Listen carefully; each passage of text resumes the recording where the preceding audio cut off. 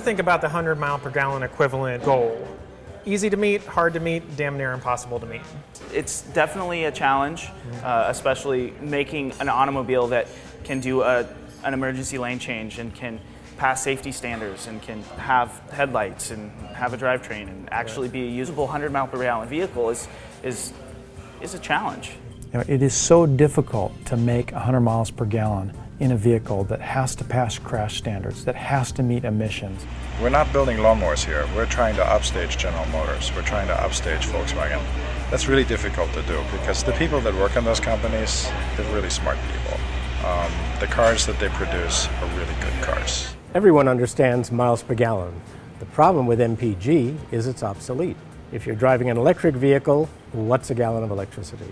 If you're driving a plug-in hybrid, you're using 2 fuels and it gets even more complicated. What are we going to replace MPGe with? The Progressive Insurance Automotive X Prize, we are using a measure called miles per gallon equivalent, MPGe.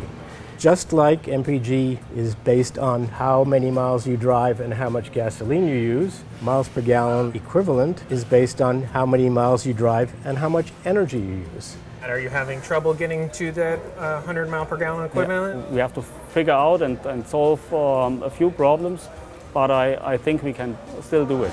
Very few people will actually break 100 MPGes. Some of the electric cars will, because there are some mathematical advantages, but it's not a given.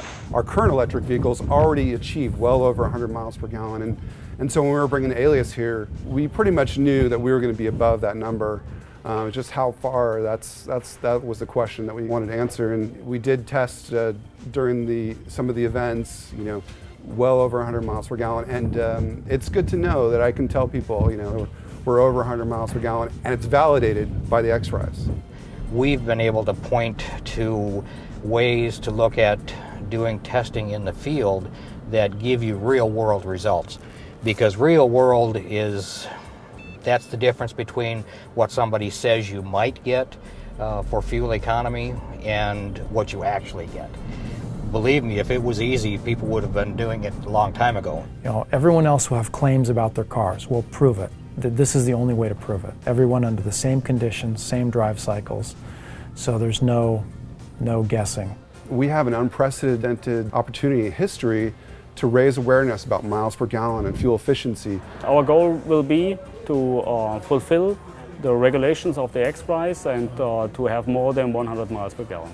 This competition is a great opportunity to really push new ideas and new technologies that allow for a 100 mile per gallon vehicle.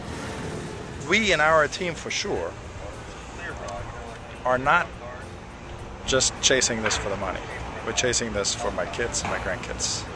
We really want to make a difference. In the long-term future, we will look back at this time and we will think those guys were completely crazy to drive these cars so thirsty in fuel.